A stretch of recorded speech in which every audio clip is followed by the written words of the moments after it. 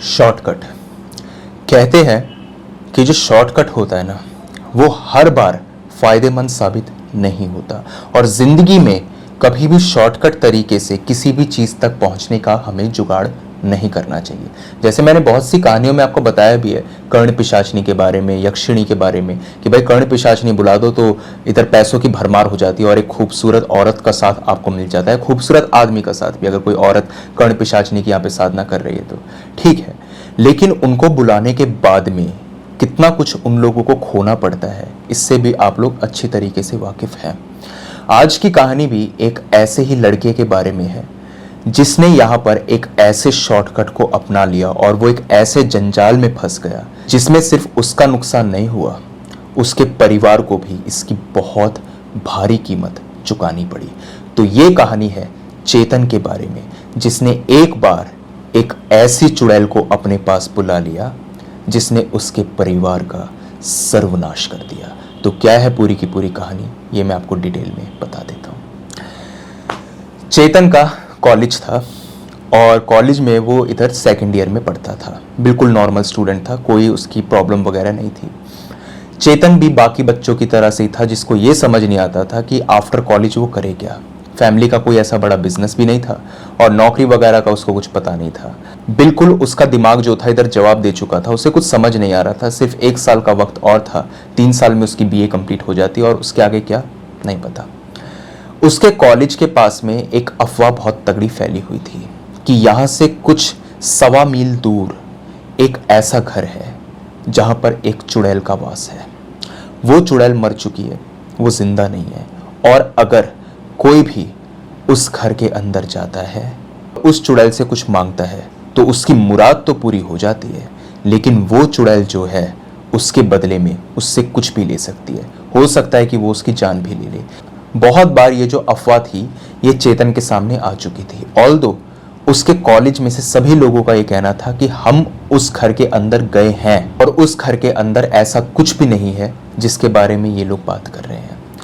चेतन जो था उसको भी ये लगता था कि क्यों ना मैं एक बार उस घर में जाऊं, जब सब लोग गए ही हुए हैं और सब लोग ये कह रहे हैं हम जिंदा वापस आए हैं, कई लोग तो ये कहते हैं कि मर गए, तो एक बार मैं जाकर के देख ही लेता हूं ना कि आखिर बात है क्या। दूध का दूध पानी का पानी हो जाएगा। लेकिन कहीं ना कहीं उसको अपने पेरेंट्स की और अपनी बहन की कही हुई बात याद आती थी कि जिंदगी में कभी भी शॉर्टकट मत लेना, क्योंकि ये शॉर्टकट जो है ये तुम्हारे ऊपर कितना भारी पड़ेगा इसका तुम्हें अंदाजा नहीं है। चेतन जो था उसने सोचा चलो कोई बात नहीं, मैं उधर नहीं जाऊंगा। उसका एक दोस्त बना था, नया नया दोस्त था उसका, जिसका नाम था विपिन। विपिन कहाँ से आया किसी को नहीं पता। विपिन ने ये बात बोली, भाई वो जो घर है उसमें सचमुच चुड़ैल है, उसने मेरी मुरादें भी पूरी करी हैं और उसके बदले में मैंने अपने हाथ की आखिरी वाली उंगली जो है उसको काट के दी है, और ये जो है बलि के रूप में मैंने उसको दी थी। और उसके बाद में मेरी एक इच्छा पूरी हो गई थी। उसकी एक इच्छा ये थी कि उसकी फैमिली के ऊपर 30 लाख रुपए का लोन था, वो चुकता हो चुका था। चेतन वैसे ही बहका हुआ तो था ही, उसने कहा देख मुझे भी उस घर में जाना है और मुझे भी मुराद अपनी पूरी करवानी है, लेकिन मैं यहाँ पर किसी भी तरीके से अपनी कोई भी चीज़ उसको नहीं दूंगा। उसने कहा ठीक है, इसके लिए ना तुझे एक बाबा से बात करनी पड़ेगी। वो बाबा जो है ना उनके पास में कुछ ऐसी शक्ति है जो शायद इधर तेरी कुछ मदद कर सके। वो उसको एक बाबा के पास लेके चला गया जिनका आश्रम यहाँ से कुछ 10 किलोमीटर की दूरी पर था। वो बाबा सिटी की आउटस्कर्ट्स में रहता था, सिटी के अंदर वो नहीं आता था। वहाँ पे वो चला गया और जाते ही उसने सारी बात बता दी। बाबा ने उसको कहा देख तेरी मुराद पूरी हो जाएगी और तुझे इधर कुछ बलि भी नहीं देनी होगी, लेकिन तुझे उस चुड़ैल को अपना बनाना होगा। अगर वो तेरी बन जाती है तो वो तेरी मुरादें पूरी कर देगी और तेरे परिवार को और तुझे कोई भी नुकसान नहीं होगा। उसने कहा ठीक है, कोई प्रॉब्लम नहीं। वहां पे वो लोग गए और वहां पर जाकर के एक बेड पड़ा हुआ था।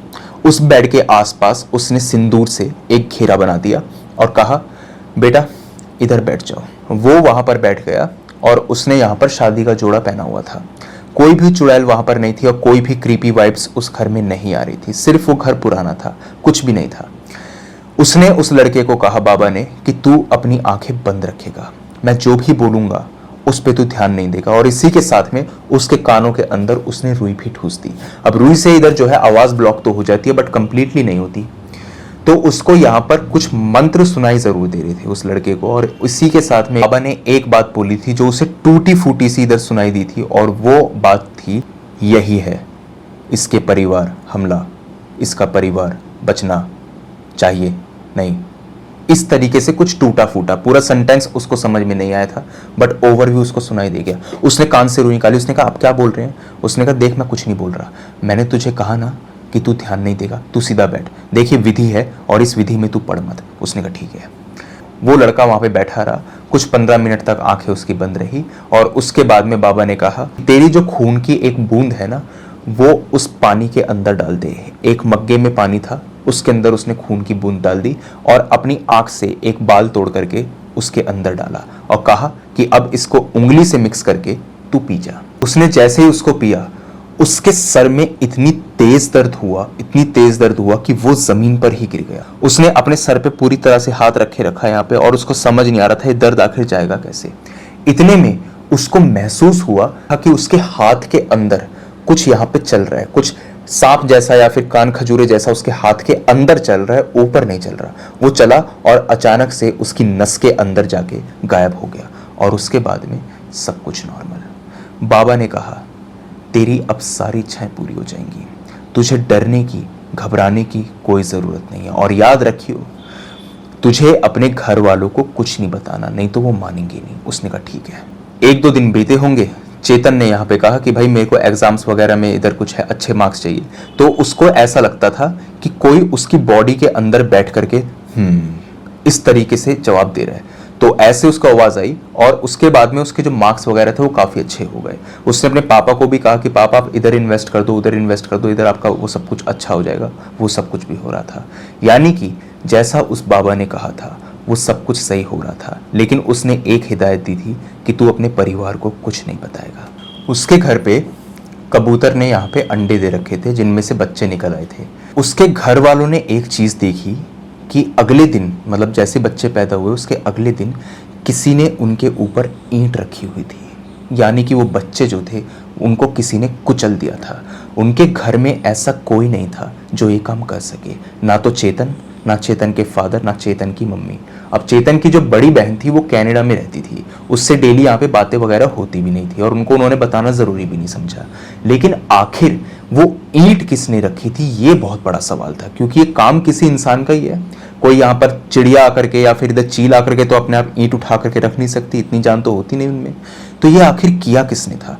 चेतन जो था ना, सिर्फ वो उधर ऐसा शख्स मौजूद था जो इस चीज को देख करके बिल्कुल भी रिएक्ट नहीं कर रहा था। एक सुबह हो गई बस ये बात, उससे पहले सब कुछ नॉर्मल था, ऐसा कुछ नहीं था कि उससे पहले भी सब कुछ ऐसा चल रहा हो, नहीं, वो बिल्कुल रिएक्ट नहीं कर रहा था। वही चेतन जो इन सब मामलों में बहुत ज्यादा गंभीर था, इमोशनल था, जानवरों से प्यार था उसको, वो आज कुछ रिएक्ट नहीं कर रहा। उसी शाम उन लोगों को लगा कि क्या पता किसी ने गलती से इधर ईंट वीट रख दी हो या हम लोगों ने अंधेरे में इधर ईंट वगैरह को खिसका दिया हो, क्योंकि घर के अंदर कंस्ट्रक्शन का काम भी चल रहा था। उसी शाम चेतन की माँ ने देखा था कि चेतन आईने में देखते हुए अपने बालों को लड़कियों की तरह संवार रहा है। जैसे लड़कियां एक साइड से बाल को कंघी करती है ना, उस तरीके से वो कंघी कर रहा है। बाल उसके छोटे ही हैं और वो इस तरीके से देख करके मुस्कुरा रहा है। और जब चेतन की माँ ने उसकी टांगों की तरफ देखा तो उस लड़के के जो नखून थे वो टूटे पड़े थे, मतलब कि वो जड़ से ही किसी ने निकाल रखे थे और चेतन को दर्द का एहसास नहीं। वो भागते हुए अपने हस्बैंड के पास में गए और उन्होंने सारी बात बताई। जब वो इधर कमरे में आए तो चेतन बिल्कुल नॉर्मली बैठा था, उसके पैर के नखून भी बिल्कुल ठीक थे और वो बिल्कुल सही तरीके से रिएक्ट कर रहा था। मजदूरों का ये कहना था कि पिछले 1-1.5 दिन से हमें ऐसा लगता है कि इस छत के ऊपर जो वहां पे काम चल रहा है उस छत के ऊपर कोई औरत घूम रही है और कई बार मजदूरों का पैर फिसलते फिसलते बचा है वहां पर। तो ये इस बात पे जो चेतन के फादर थे उन्हें गुस्सा आ गया। उन्होंने कहा तुम ही लोगों ने वहां पर ईंट वगैरह रखी होगी और ये तुम लोग जो शराब वगैरह पी करके यहाँ पे काम वाम करने आ जाते हो, ये सब कुछ है। लेकिन मजदूरों का ये कहना था कि हमने ऐसा कुछ नहीं किया। अगले दिन एक मजदूर, वही जो कंप्लेंट करने इन सब चीज़ों के बारे में आया था, उसके बारे में पता चला कि जब वो इधर तीसरे माले पे काम कर रहा था वो अचानक से गिर गया। बाकी 3-4 मजदूरों ने और देखा था कि वो नॉर्मली खड़ा था, उसका पैर भी फिसला नहीं था, लेकिन देख करके ऐसा लग रहा था कि पीछे से उसको किसी ने पकड़ा और पकड़ करके नीचे गिरा दिया। इमीडिएट उसकी डेथ हो गई। पोस्टमार्टम में उसने कोई शराब वगैरह कुछ नहीं पी थी और डेथ जो थी वो एक्सीडेंट के चलते ही हुई थी। ये सारी चीज़ें जो थी ये बहुत एबनॉर्मल थी और चेतन जो था वो अपने घर वालों को अभी तक भी कुछ बताने को राजी नहीं था। चेतन की माँ को कहीं ना कहीं शक हुआ और वो शक बिल्कुल लाजमी था और वो शक था भी चेतन पर। वो यहाँ पर किसी बाबा से मिलने की बात कर रही थी, अपने हस्बैंड को कह रही थी, देखो मुझे लग रहा है कि इस लड़के ने कुछ ना कुछ तो अजीब किया है। अचानक इसके मार्क्स अच्छे आ गए, अचानक तुम्हारा काम अच्छा चलने लग गया और इसी के साथ में वो जितने भी कांड तुमने देखे हैं कि चिड़िया के बच्चे मर गए, वो मजदूर मर गया और वो मैंने नखून वाली बात तुम्हें बताई थी, ये सब इत्तेफाक नहीं है। और लगातार तुमने देखा होगा कि इस घर के अंदर मांस की बदबू आती है, जबकि कोई भी हमारे घर में मांस नहीं खाता और चेतन के कमरे से खास तौर से मांस की बदबू बहुत तेज आती है। उन लोगों ने चेतन के कमरे को जब चेक किया तो वहां पर उनको एक मरा हुआ कबूतर मिला। वो कबूतर किसने मारा था ये नहीं पता, लेकिन चेतन का ये कहना था कि उसको इसके बारे में कुछ नहीं पता, ये कबूतर कहाँ से आया और कब आया। और देख करके ये लग रहा था कि वो कबूतर जो था वो कुछ 2-3 दिन पहले ही मरा था। सबको ये बात कंफर्म हो चुकी थी कि इसके पीछे ज़रूर चेतन का ही हाथ है। वो लोग एक बाबा से यहाँ पे संपर्क करने के बारे में सोच रहे थे। उन्होंने कहा कल यहाँ पर मंगलवार है और इधर हनुमान जी का वो दिन होता है और तब हम अच्छे से उधर किसी बाबा वगैरह से बात करेंगे। एक हनुमान मंदिर था उनके घर के पास में, वहाँ पे वो जाने को तैयार थे। चेतन की माँ जो थी वो सोमवार की रात तक बिल्कुल ठीक थी। जैसे ही मंगलवार का दिन शुरू हुआ, रात के करीबन 12:17 पे घर वालों को एक शीशा टूटने की आवाज़ सुनाई देती है, चेतन के फादर को और चेतन को भी। चेतन पूरे टाइम नॉर्मल ही रहता था, ऐसा नहीं था कि वो पागलों की तरह बिहेव करता हो, नहीं। जब वो लोग इधर उस कमरे में गए जहाँ पे उनकी मॉम सोई हुई थी, उन्होंने देखा कि उस औरत ने खिड़की का कांच तोड़ लिया और कांच तोड़ करके, जो कांच है वो उनके हाथ में है, हाथ पूरा कट चुका है, उसमें से लगातार खून बह रहा है और उसने अपने हस्बैंड को देखा देखी ही उस कांच को अपनी गर्दन में डाल दिया और जैसे ही उन्होंने अपनी गर्दन में उसको खौंपा, इमीडिएट उनकी डेथ हो गई। पूरी गर्दन उनकी कट चुकी थी, थोड़ी सी लटकी जरूर हुई थी, लेकिन वो घाव इतना ज्यादा था कि उनको बचाया नहीं जा सकता था। ऑन स्पॉट पूरे फर्श पे यहाँ पे खून बह गया और इस वक्त पे चेतन के फादर को समझ आ चुका था कि चेतन जो है ये कुछ बहुत बड़ा कांड करके आया और ये छुपा रहा है। उन्होंने उसी वक्त चेतन के मुंह पे एक थप्पड़ मारा और उससे पूछा कि तूने क्या किया। चेतन ने सारी बात A to Z बता दी। इसके बाद में उन्होंने कहा ठीक है, हम इसी वक्त पर उस बाबा पर जाएंगे और उसको सारी बात बताएंगे। उन्होंने अपनी बेटी को भी इन्फॉर्म कर दिया जो कनाडा में रहती थी कि बेटा जितनी जल्दी हो सके घर पे आ जाओ, तुम्हारी मॉम की डेथ हो चुकी है और ऐसे ऐसे बात हो गई है। वो भी निकल पड़ी थी वहाँ से, उसने भी फ्लाइट वगैरह पकड़ी और वो निकल गई। यहाँ पर वो गीता की जो किताब होती है वो मंदिर से लेकर के आए और वो लेकर के जाने वाले थे ताकि चेतन जो है रास्ते में अजीब तरीके से हरकत ना करे। उन्होंने उस गीता की किताब को लाल कपड़े में लपेटा और उसको लेकर के अपने पास आ गए। जब वो वापस आए उन्होंने देखा कि चेतन बेड पर पूरी तरह से अकड़ा हुआ है। उसका जो एक हाथ है वो टांग के बीच में से, दूसरा हाथ जो है टांग के बीच में से, गर्दन जो है उसकी पूरी मुड़ी पड़ी है। उसकी बॉडी कुछ इस तरीके की बन चुकी थी कि दुनिया का चाहे कोई भी फ्लेक्सिबल इंसान हो वो अपने जिस्म को इस तरीके से नहीं मोड़ सकता था जैसे चेतन ने मोड़ा था। उसकी गर्दन भी आधी मुड़ी हुई थी और उसकी जीभ जो थी वो बाहर लटक रही थी, आंखें कंप्लीटली वाइड ओपन थी और उसके हाथ पैर आपस में ही उलझे पड़े थे। किसने उसको उलझा दिया ये नहीं पता। चेतन को उठाने की कोशिश करी गई, वो उठा नहीं। उन्होंने सोचा कि मैं उस बाबा को उसके घर से ही लेकर के यहाँ पे आऊँगा, क्योंकि चेतन जाने वाला था नहीं, किसी भी हालत में वो जा नहीं पाता। वो निकले अपने घर से और वो उस बाबा तक नहीं पहुँचे, रास्ते में ही वो गायब हो गए और आज तक भी एक मिस्ट्री है कि आखिर वो गए तो गए कहाँ। चेतन उसी घर में था। अगले दिन चेतन की बहन जो थी वो उधर घर पे आ गई। उसने आकर के देखा कि जो उसकी माँ है उसकी लाश अभी भी वहीं पड़ी हुई है। चेतन जो है वो बेड पे नॉर्मली सोया हुआ है। अब ये जो सारी बातें थी ना कि उसकी बॉडी अकड़ी हुई है, ये सब कुछ ये उन्होंने अपनी बेटी को बताई थी जब वो इधर बाबा के पास में जा रहे थे। लेकिन जब उसने आकर के देखा तो नॉर्मल यहाँ पे लेटा हुआ था, उसकी बॉडी अकड़ी हुई नहीं थी।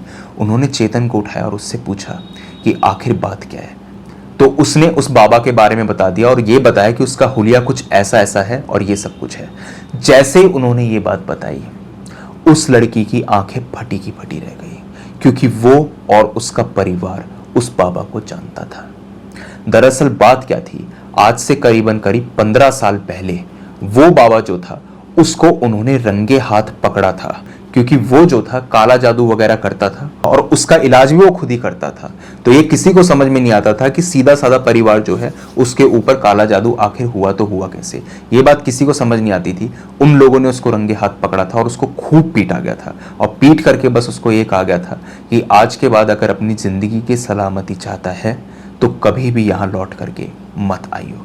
वो उसके बाद कभी नहीं आया, लेकिन 15 साल के बाद में वो वापस से चेतन की जिंदगी में आया। और आपको याद होगा जब वो चुड़ैल वाला सीन हुआ था तब उसने उस आत्मा को, उस एंटिटी को ये बात बोली थी कि यही वो टारगेट है और इसके परिवार के एक एक सदस्य को खत्म करना है। जो उसने रुई लगा रखी थी, उसको टूटी फूटी बात सुनाई दे रही थी, वो बाबा ही था जो यहाँ पर अपनी बेइज्जती का बदला उन लोगों से निकलवाना चाहता था। सारी बात हो गई, वो उस बाबा के घर पे गई। जैसे चेतन ने बताया, उस कुटिया के अंदर कोई नहीं था और उसका चेला जो था, जो अभी अभी चेतन का नया दोस्त बना था विपिन, जिसके बारे में शुरुआत में जिक्र किया था मैंने, वो भी वहां पे नहीं था। विपिन के बारे में पूछा गया था क्या वो कॉलेज के अंदर एनरोल्ड था, तो ये मालूम चला कि नहीं, ये चेतन का बाहरी दोस्त था जो कॉलेज के आसपास घूमा करता था। वो उसका चेला था, उसका बेटा था, नहीं पता। दोनों के दोनों गायब हो चुके थे। चेतन की हालत बहुत सीरियस थी और इसी के साथ में वो लड़का अपना मेंटल बैलेंस भी खो चुका था। वो बिल्कुल पागल हो चुका था। जैसे ही वो लड़की वापस घर में आई, वो देख रही थी कि चेतन यहाँ पर जमीन से चींटियां उठा करके खा रहा है, अजीब अजीब तरीके से हरकतें कर रहा है। कभी अपनी नाक को ऊपर चढ़ा रहा है, कभी अपनी आंखों को ऊपर चढ़ा रहा है और बहुत तेज तेज चिल्ला रहा है। कभी बिल्कुल सहम करके बैठ रहा है, कभी रो रहा है तो कभी हंस रहा है। उसको यहाँ पे पागल खाने में लेकर के जाया गया तो मालूम चला कि ये लड़का पूरी तरीके से पागल हो चुका है। उसको वहां पर रखा गया, 6 महीने तक उसका ट्रीटमेंट हुआ और वो बिल्कुल नॉर्मल हो गया। जब वो वापस घर पे आया, उसकी बहन जो थी 6 महीने से इंडिया में रह रही थी, उसने कहा ठीक है और 6 महीने तेरे साथ रह लूंगी जब तक तू पूरी तरीके से ठीक ना हो जाए, मुझे विश्वास ना हो जाए, नहीं तो तू मेरे साथ कनाडा चल।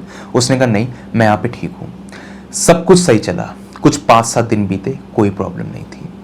5-7 दिन के बाद में एक दिन उसकी बहन निकिता को चेतन की लाश जो थी वो पंखे से टंगी हुई मिली और एक सुसाइड नोट भी था। उस सुसाइड नोट के मुताबिक जो चेतन ने लिखा था वो ये था कि मुझे समझ नहीं आ रहा कि सच क्या है झूठ क्या है। जो भी एंटिटी थी, वो जो भी चुड़ैल थी या जो भी वो चीज थी, वो मेरे पीछे अभी तक भी है। मेरे पास कोई रास्ता नहीं है, मैं बच नहीं सकता, मुझे अपनी जान देनी ही पड़ेगी और शायद तब जा करके मैं इस आफत से छुटकारा पा पाऊं। ये उसका सुसाइड नोट था और चेतन मर चुका था। 5-7 दिन तक तो वो नॉर्मल रहा था, लेकिन अचानक उसकी डेथ हो गई। निकिता जो थी उसकी बहन, उसको थोड़ा डाउट जरूर हुआ। वो उस बाबा के घर पे गई तो उसको यहाँ पर अपनी फैमिली की फोटो मिली, यानी कि चेतन, उसकी मॉम और उसके डैड। सिर्फ निकिता की फोटो नहीं थी। अगर निकिता की भी फोटो वहां पर होती तो शायद वो भी इधर मर चुकी होती। वो कनाडा में रहती थी, ना वो किसी सोशल मीडिया प्लेटफॉर्म पे एक्टिव थी, ना किसी जगह पर थी। उसकी कानों कान उसको खबर नहीं थी बाबा को। अब ये उस लड़की की आप खुशकिस्मती समझ लीजिए या कुछ भी, लेकिन वो यहाँ पर बच गई। और ये किसी तरीके का कोई काला जादू नहीं था। ये उसने बाद में दूसरे लोगों से भी, पैरानॉर्मल एक्सपर्ट से भी पूछा तो उन्होंने बताया कि उस बाबा ने उस चुड़ैल को यहाँ पे साध रखा था, उसको अपना गुलाम बना रखा था। यानी कि वो चुड़ैल सचमुच थी उस कुटिया के अंदर। और जो लोग बोलते थे ना कि वो हमारी इच्छाओं को पूरा कर देती है और हमारा कोई नुकसान नहीं करती, वो बात भी सच थी, ताकि लोग जो है इसे एक अफवाह ना माने। और इसी के चलते उसने चेतन की भी इच्छाओं को पूरा किया, लोगों की इच्छाओं को तो पूरा किया, उसको लोगों से मतलब नहीं था।